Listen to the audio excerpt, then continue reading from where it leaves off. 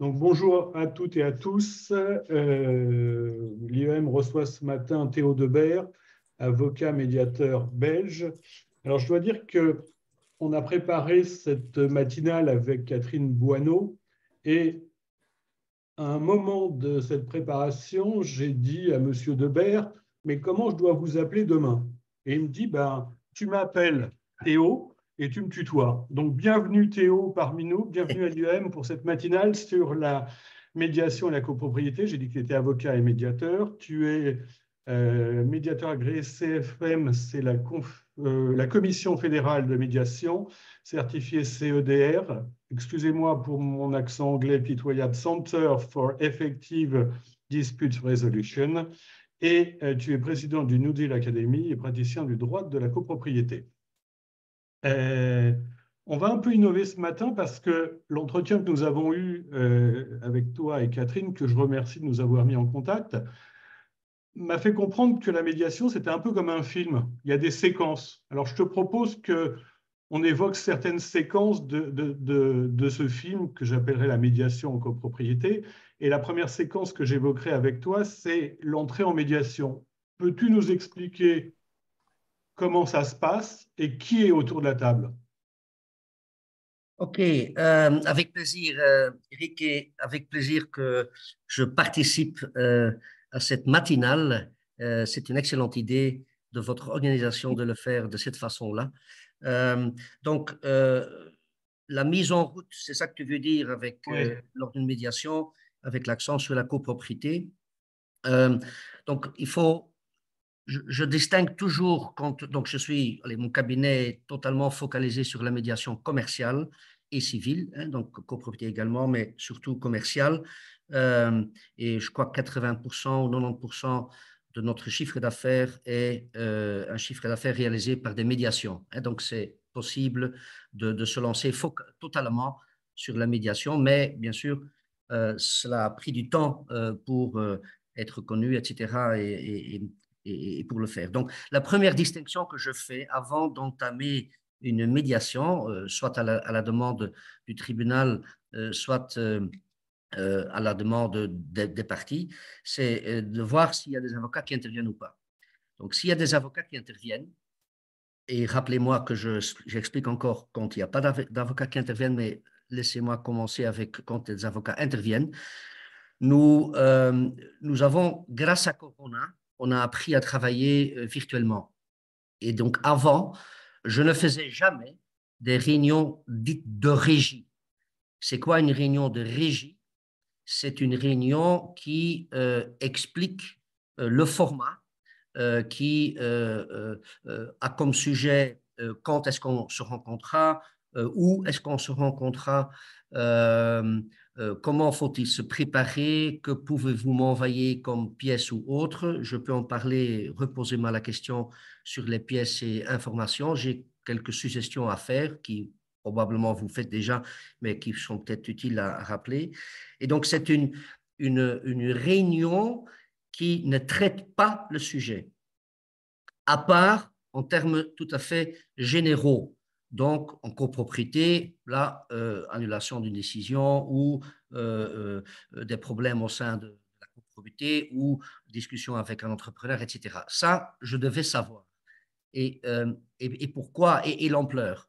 Pourquoi, durant cette réunion de régie, qui est virtuelle et qui se fait seulement avec les avocats, pourquoi organiser cela? C'est pour que on ne commence pas une médiation avec un tsunami de emails, hein, qui rentre comme une pièce froide, je dirais, dans le inbox des avocats qui ne connaissent pas encore le médiateur, dans certains cas.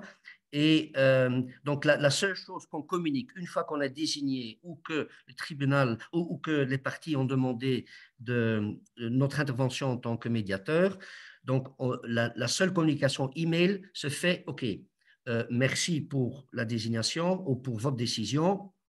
Je propose, avant d'entamer quoi que ce soit, avant de signer un protocole ou pas, je propose une réunion régie afin de faire connaissance et de parler du format de la médiation et si vous êtes prêt à l'entamer. Donc, en fait, ils peuvent toujours dire non encore, hein, après la réunion de régie. Mais l'avantage de la réunion régie, c'est qu'on essaie de créer un lien avec les avocats. Je vais les appeler pour le moment maintenant une fois, comme en Belgique, une fois, je les appelle confrères, parce que je suis avocat moi-même aussi, mais tout le monde ici présent n'est pas avocat. Mais je n'aime pas qu'on m'appelle plus tard confrère durant la médiation. Donc, je suis médiateur. Et donc, j'ai dit, je suis avocat, collègue, c'est le mot que j'utilise, collègue, puisque nous travaillons ensemble dans l'intérêt de la clientèle afin de trouver une solution. Et j'essaie de les appeler également par le prénom et de créer un autre climat extrajudiciaire, je dirais, justement, pour qu'on ne reste pas dans la logique judiciaire. Et on ne s'appelle pas confrères, je ne les appelle pas maîtres. C'est pour la première fois que ces avocats se parlent en tutoyant l'autre. Et donc, ils disent, bon Dieu, c'est quoi ça ici? Donc, c'est vraiment autre chose que la procédure. Donc, c'est ça que je veux, j'essaie de créer, qu'ils se rendent compte qu'on est dans un autre format et qu'on va devoir travailler ensemble. Okay? On a besoin l'un de l'autre. Et je les appelle aussi, nous les professionnels, hein, qui assistent la clientèle, nous allons travailler ensemble afin de leur faire trouver une solution à leurs problèmes. Donc, et ça marche excessivement bien. Et donc, en résumé, pas de longue communication email, pas directement envoyer le protocole. L'avantage aussi, c'est qu'on je m'informe quant à l'ampleur du dossier. Pourquoi? Pour fixer le taux d'honoraire. Hein? Donc, mais je dis ça pas ça. Je ne dis pas, dites-moi sur combien ça porte pour que je vais augmenter mes honoraires en fonction d'eux. Bien sûr, je ne le dis pas, mais je leur dis, expliquez-moi l'ampleur du dossier. Et alors là, sur le coup même, j'ai une fourchette d'honoraires. Et là, je dis, voilà, dans ce cas, je fixe ou je propose un taux d'honoraire de X, etc. Et là, on peut y revenir aussi. Et le grand avantage de cette réunion dite technique, je l'appelle régie, c'est que ceux qui n'ont pas l'expérience de la médiation, on explique bien évidemment. Ceux qui connaissent la médiation, il ne faut même pas expliquer et peut-être les grandes lignes comme qu'ils donnent quand même le bon message à la clientèle. Et en fait, ce qu'ils doivent surtout dire à la clientèle, et c'est le but de la réunion régie, c'est que le médiateur, c'est quelqu'un qui est efficace, professionnel, régie, il a bien organisé, en plus, il est sympa, hein, et il est flexible. Et donc, flexible, ça veut dire, je leur dis, écoutez, où est-ce que vous voulez qu'on se rencontre, hein, quand on essaye de trouver une date? D'abord, le lieu. Hein, si toutes les parties se trouvent dans le 23e arrondissement, par exemple, à Paris, je ne sais pas s'il y en a 23, mais allez, whatever. Et moi, je me trouve dans le premier arrondissement, par exemple, et ça fait, je ne sais pas, 20 km en voiture, 1 heure ou plus. J'ai dit, écoutez, on peut se voir près de la clientèle, pas chez la clientèle, mais dans un hôtel. Je vous donne un exemple, 2 tiers de mes médiations ne se font pas ici au cabinet, mais je vais à Anvers, à Liège, wherever, en Belgique, et je m'adapte à la clientèle. Et c'est fort apprécié que je n'exige pas de venir au cabinet, que je n'impose pas une date, mais qu'on convient ensemble avec les professionnels de la première date et du lieu. Ainsi, ils peuvent dire à la clientèle, puisque ça prend beaucoup de temps de trouver, avant, ça me prenait énormément de temps de trouver une bonne date. L'avantage, c'est que les professionnels, en tout cas, se sont libérés durant 2 dates, par exemple, et proposent à la clientèle, nous, on est déjà libre, merci de t'adapter. Et donc, si tu as un rendez-vous, tu le décales. S'il y a un cas de force majeure ou une audience ou une assemblée générale ou l'étranger, whatever, à ce moment-là, bien évidemment, on trouvera une autre date. Mais donc, ça, c'est le grand avantage de cette réunion régie, c'est que en couple froid, on voit l'autre personne, il voit le médiateur, on parle en tant que collègue et ils se rendent compte presque toujours, qu'on va devoir travailler ensemble. Je leur donne également mon portable, numéro de portable, et je leur dis qu'ils peuvent me contacter à tout moment, le soir, le week-end, s'ils ont une question avant donc, de commencer la médiation, mais même durant la médiation, s'ils veulent partager quelque chose avec moi. Et donc, j'essaie de me rapprocher très humainement vers les individus et vers les professionnels, c'est-à-dire les avocats ou les experts comptables. J'en fais beaucoup avec des experts comptables aussi qui assistent la clientèle en affaires commerciales. Donc, la réunion régie est la première étape qui est informelle, pas formelle, informelle, qui est agréable, constructif et qui est très humain, en fait. Et donc, j'essaie de créer un lien entre les professionnels. Théo, Oui. lors de cette réunion, est-ce que vous évoquez ensemble les participants à la médiation? Oui. On a parlé de copropriété et tous ici, je pense qu'on le connaît, c'est le casse-pied de la copropriété qui empêche que les décisions soient votées. Donc, comment tu le gères? Oui. Donc, je le gère un peu d'une manière hypocrite, c'est-à-dire que je leur demande, dans l'intérêt de l'autre partie, hein, quand il y a deux parties à table, je dis qui sera présent à la première session une fois qu'on a fixé la date. À quelle équipe pensez-vous? Et donc, j'ai dit, c'est important pour moi de le savoir parce que je dois aménager la salle, voir dans l'hôtel, on sera 10, 12, 8, 15, whatever. Donc, ça, il faut leur demander. Mais c'est psychologiquement très important pour l'autre partie, hein, qui écoute la partie qui expose qui va être à table, de savoir à l'avance. Et donc, nous souhaitons connaître les noms des participants. Et ce n'est pas seulement le syndic, ça peut être le président je crois que vous l'appelez du conseil syndical ou quelque chose comme ça. Nous, c'est le conseil de copropriété. Mais de temps à autre, quand tu parles des personnes difficiles ou désagréables, etc., ce sera traité lors de la réunion régie. Quand on dit oui, je pense, je vais être là, mon collègue ou mon associé sera là, et de la copropriété, nous pensons à celui et celui. Et j'ai dit, OK, vous pensez à d'autres personnes ou pas? Et là, il dit, oui, mais il y a cette personne difficile qui gère en fait les assemblées générales. Et donc, nous croyons que c'est utile à ce qu'ils viennent, à ce qu'ils participent également à la médiation. Et alors, l'autre partie dit, mais non, si lui vient, alors là, je n'ai pas envie, etc., parce qu'il va compliquer la chose. Et donc, ça prend du temps de parler qui va être présent ou pas.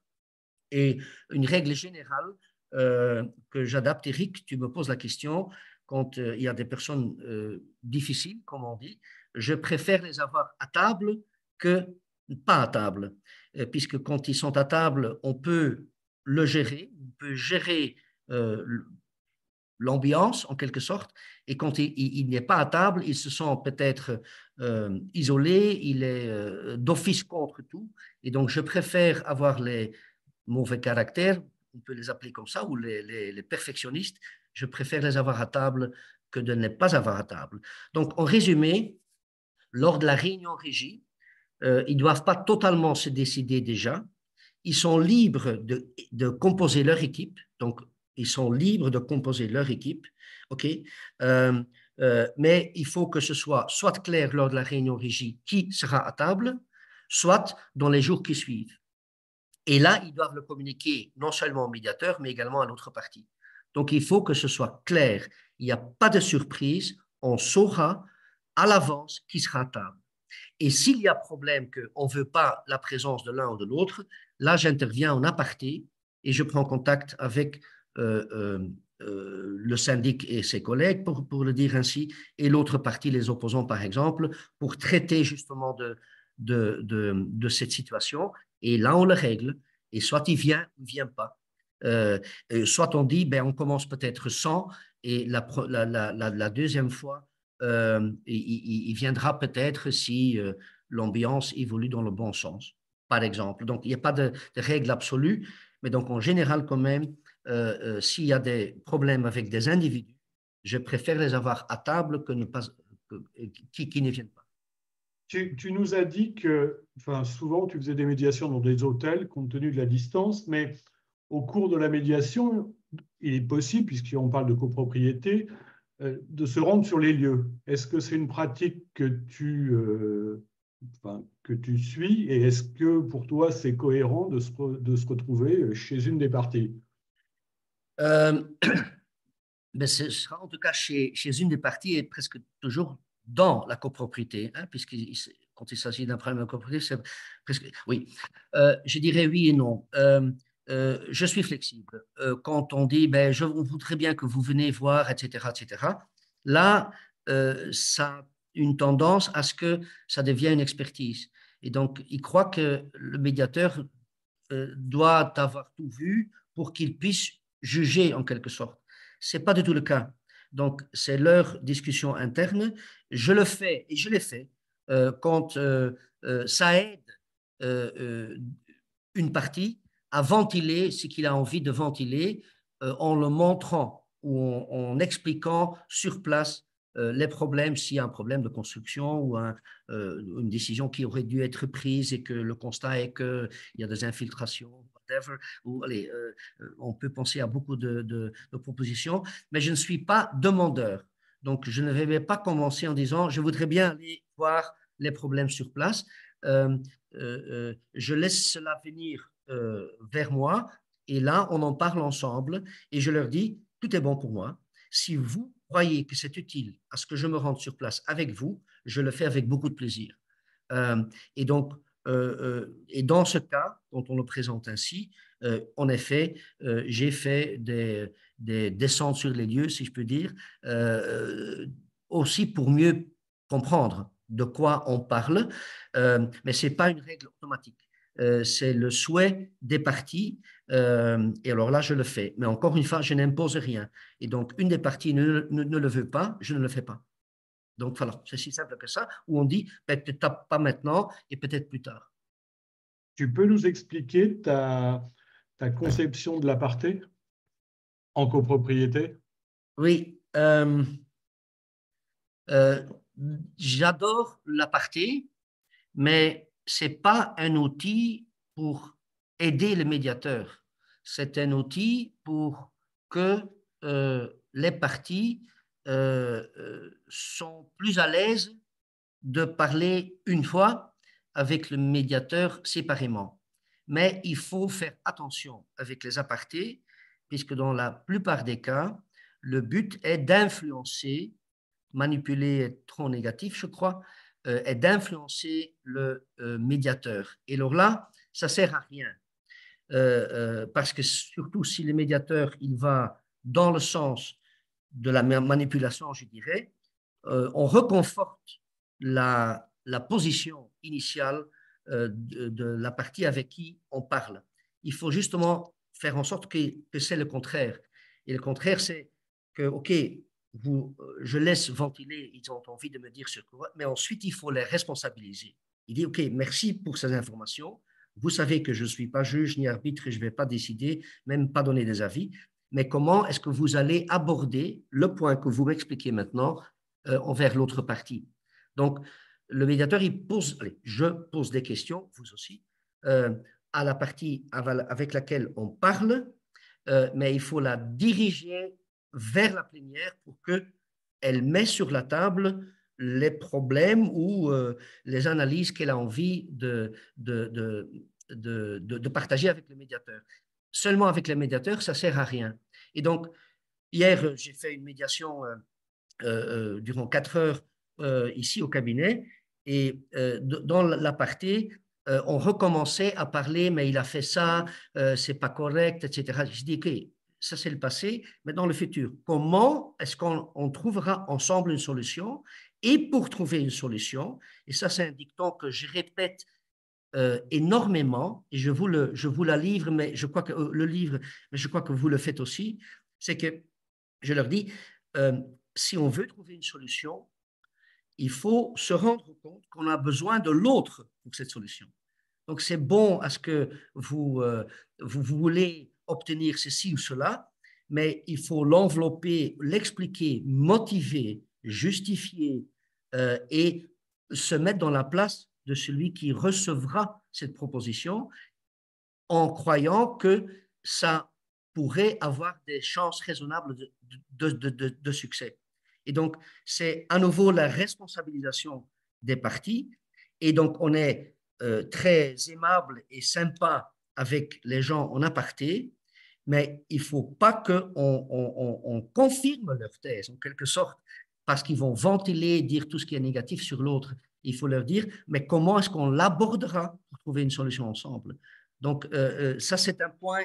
Allez, beaucoup de médiateurs sont manipulés, ou je vais le dire autrement, où on essaye de manipuler les médiateurs. Il faut être au-delà de cela.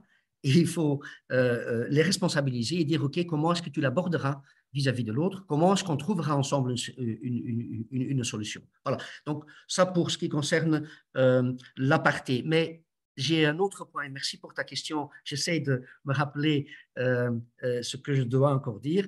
Le caucus, si ça émane du médiateur, je ne propose, moi, personnellement, jamais un caucus. Hein. J'explique bien évidemment au début de la session qu'on peut me parler séparément et pas seulement durant la session de médiation, mais également entre différentes médiations. On peut me téléphoner, on peut, et on fait, et ça c'était ta question aussi, on peut avoir une réunion virtuelle avec une des parties, avec les conseils, etc. Entre les deux sessions, par exemple, cet après-midi, on a une session de médiation en construction et copropriété et on a un Zoom seulement de un quart d'heure, je n'ai pas plus de temps, avec une des parties qui souhaite me parler. Et donc, c'est important pour la prochaine médiation. On souhaite parler, no problem, on fait un aparté. C'est eux qui le demandent et j'accepte toujours durant la session ou entre différentes sessions. Mais je ne propose jamais d'aparté. Ce que je dis par contre, et ça c'est quelque chose, je crois que vous le faites peut-être aussi, mais je vais quand même le dire, on a cherché le mot hier ensemble, Eric et Catherine, j'appelle ça en anglais un time out, un temps mort, on avait dit, ou un temps de réflexion, c'est-à-dire qu'on explique, on se parle, et durant 1 heure, 2 heures, beaucoup est discuté, on résume, on analyse, on pose des questions, etc. Et là, il y a parfois des nouveautés qui sont mises sur la table. Alors que quand il y a 4 personnes d'un côté et 4 personnes de l'autre côté, ces 4 personnes, entre eux, ne peuvent pas se parler. Et donc, ils ont peur même de s'exprimer parce qu'ils ne l'ont pas concerté avec leurs collègues. Et donc, on risque d'avoir un temps de silence en quelque sorte parce qu'ils n'osent pas s'exprimer parce que pas concerté avec l'autre. Et donc, au début, je dis, quand vous voulez un time out, donc est-ce que vous voulez vous retirer pour parler de ce que vous avez appris, faites-le. Si vous voulez en plus ma présence, appelez-moi, demandez-moi, je viendrai, mais je vous laisse d'abord, si vous avez envie de vous réunir entre vous, faites-le entre vous et parlez ensemble. Et c'est très fructueux. Donc là, ils ont le temps d'évaluer ce qu'ils ont appris à table, parce qu'il y a à table beaucoup plus est dit par les parties comparé à ce que tout le monde pensait. Et donc, ils ont le temps de se concerter, de parler entre eux et de revenir à table. Et donc, il y a plusieurs time-out. Hier, durant les 4 heures de médiation, de session, il y a eu 5 moments de temps de réflexion. Et surtout, quand on arrivait à des solutions concrètes, hein, à des propositions de solutions concrètes, là, ils ont eu besoin du temps pour se parler entre eux. S'ils sont gardés à table, s'ils doivent rester à table, ils n'ont pas la possibilité de se parler. Et donc, ça leur donne un temps, allez, ils apprécient énormément qu'ils peuvent se parler entre eux, avec les conseils ou sans conseil, et ils reviennent à table. Et là, on voit que la négociation, c'est aussi un dicton ou un paradigme que je voudrais faire partager, c'est qu'en fait, une médiation, nous ne sommes pas des super-humains, nous sommes des professionnels qui aident les parties à trouver une solution. Mais en fait, une médiation, pour ce qui me concerne, demeure intégralement une négociation entre parties, mais assistée ou facilitée par un professionnel qui aide les parties à suivre le trajet pour arriver à une solution, mais ça reste et demeure une négociation. On n'est pas un métier à part, on n'est pas des thérapeutes, nous sommes des professionnels qui aident les parties à trouver une solution. Et je leur dis aussi, c'est une négociation. Et dans une négociation, chers collègues, je dis, vous avez besoin de l'autre pour arriver à un accord. Donc, merci d'y penser et de vous mettre dans les souliers ou dans les souliers de l'autre partie. Éric. On est en matière de copropriété. Ça touche, enfin, tes interlocuteurs sont les collègues avocats, les parties à la médiation, mais ça touche à un immeuble, ça touche à un ensemble de personnes. Comment tu fais pour gérer la confidentialité de ce qui se passe pendant ta médiation, alors qu'il y a plein de gens, une fois que c'est terminé, qui sont là à dire alors il s'est passé quoi, qu'est-ce qui va se passer, est-ce que le casse-pied va arrêter de nous casser les pieds, que sais-je encore? OK. Merci pour cette question. Je vais d'abord, si tu me permets, ajouter quelque chose sur, et ça a à voir avec la confidentialité ici, sur l'aparté ou le time-out, etc. Euh, Quand il y a des personnes à table, le syndic, assisté d'avocats et le président du conseil de gérance ou conseil syndical, de l'autre côté, deux, trois opposants, si je peux dire, assistés par leur avocat. Mais ces deux, trois personnes représentent 5 ou 10 autres copropriétaires. Et du côté du syndic et du président du conseil de gérance, il y a tout le conseil derrière qui n'est pas à table.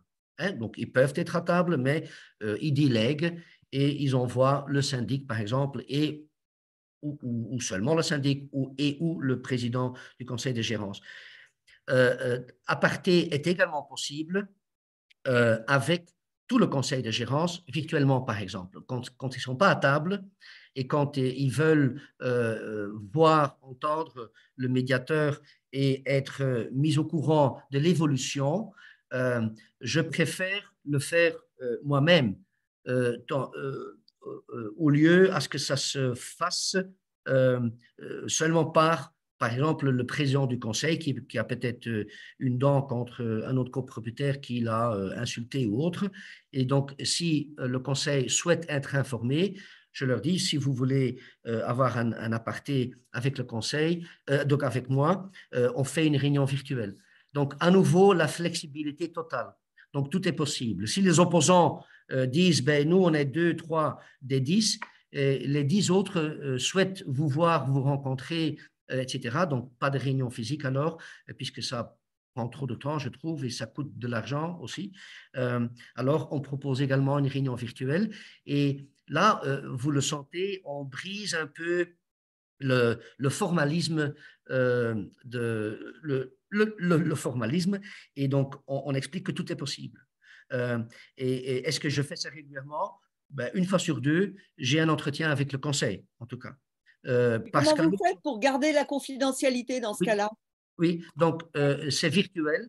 Donc je leur dis, tout ce qu'on va vous dire maintenant est confidentiel.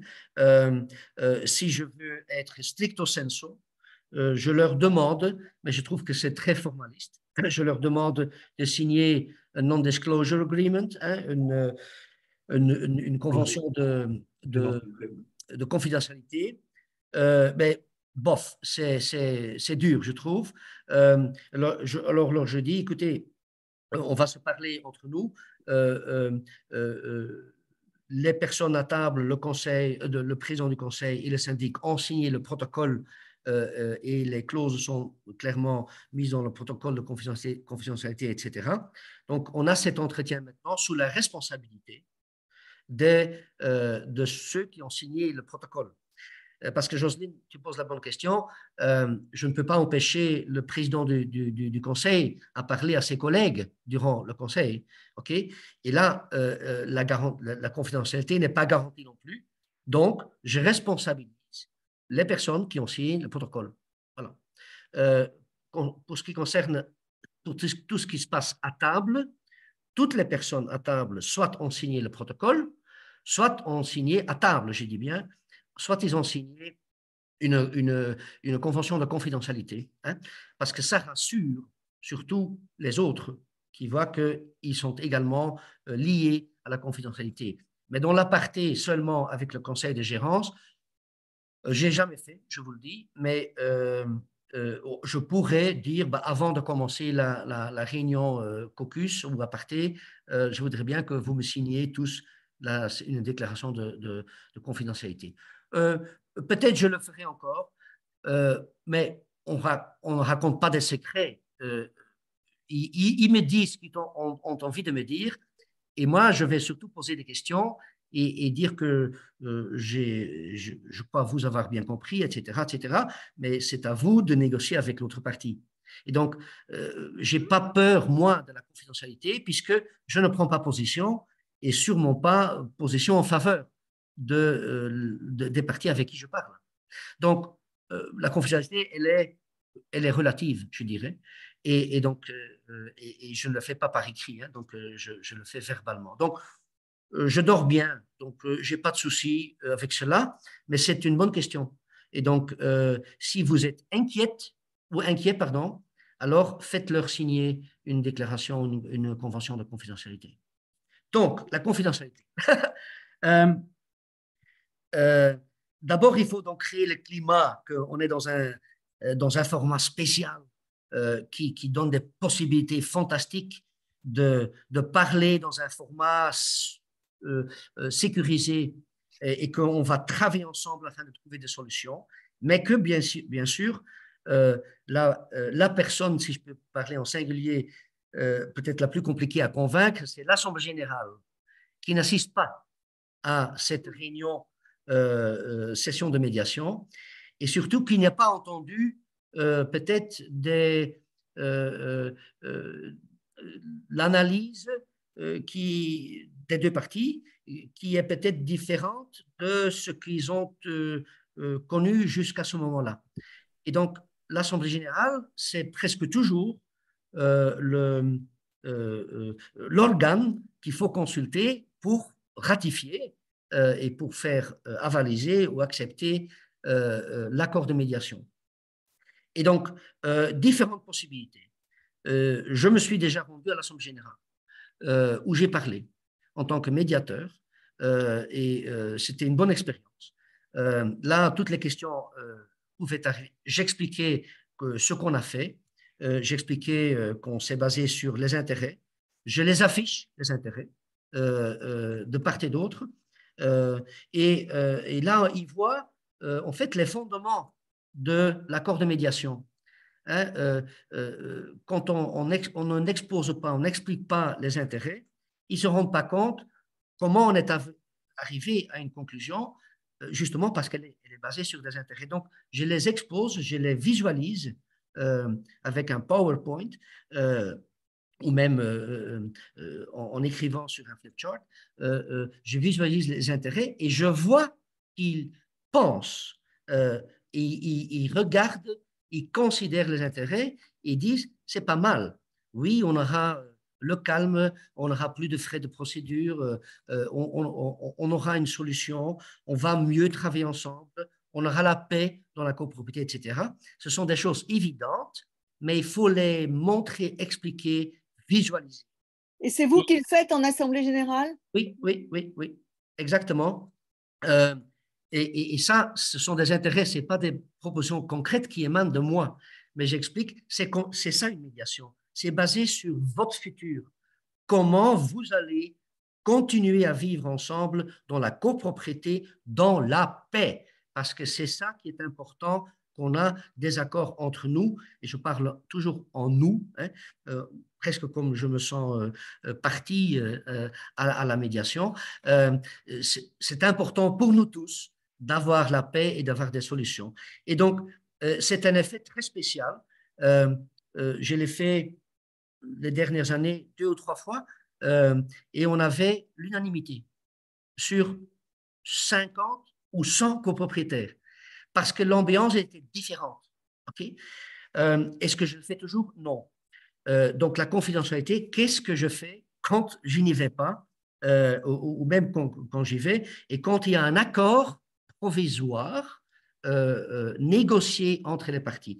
Donc, avant d'aller en assemblée générale, il faut un accord de médiation signé par les représentants valables des parties en cause et signent un accord de médiation. Ils expliquent aussi, il y a des préambules qui expliquent comment ils sont arrivés à cette solution. Ils parlent bien évidemment dans l'accord, pas seulement des solutions concrètes, mais des intérêts. Ils les citent, ils en parlent. On l'englobe dans l'accord de médiation. Et à la fin, ils disent bien évidemment, cet accord est bien évidemment, il faut le faire ratifier par l'Assemblée générale. Okay? Donc, c'est un accord provisoire, en quelque sorte, parce que l'Assemblée générale doit le ratifier. Maintenant, la confidentialité. Alors. Et puis après, on va passer aux questions, parce qu'il y a plusieurs questions, Monsieur Debert. OK, mais je vais vite le faire. Alors, je vais vite continuer sur la confidentialité et ensuite, merci pour les questions. Donc, rapidement, pour être tout à fait sûr, le syndic envoie à tous les copropriétaires, qu'ils soient présents à la prochaine assemblée ou pas, il envoie une convention de confidentialité. Et il dit, vous allez recevoir l'accord de médiation qui est confidentiel et qui n'est pas encore ratifié par l'Assemblée générale, une fois que vous aurez signé la convention de confidentialité. Et on explique, si l'accord n'est pas ratifié, alors vous ne pouvez nullement faire part de cet accord en procédure ou autre. Il faut que les parties, si on veut être tout à fait à l'aise, que tous les copropriétaires, signent cette convention de confidentialité. Bon Dieu, vous dites, c'est beaucoup de travail. Oui, en effet, mais on accepte cela. Donc, on comprend, je vais recevoir l'accord provisoire de médiation une fois que je me commets, une fois que je deviens responsable pour garder cette confidentialité au cas où cela foire. Et donc, et là, on communique seulement à ceux qui ont accepté qui ont signé la convention de confidentialité. Et ensuite, ça passe en assemblée générale.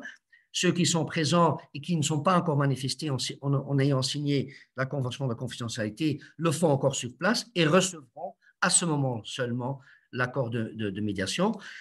Soit on communique l'accord de médiation seulement en assemblée générale à ceux qui sont présents. Mais là, je trouve que ce n'est pas parfait et je préfère que tout le monde qui accepte la confidentialité reçoit l'accord de médiation provisoire qui peut toujours être amendé encore sur place. Donc voilà pour la confidentialité, mais ça ne pose pas vraiment de problème. Il faut tout simplement y penser à l'avance. Merci Théo Merci. pour ce retour d'expérience passionnant. Je pense que j'avais beaucoup de questions encore.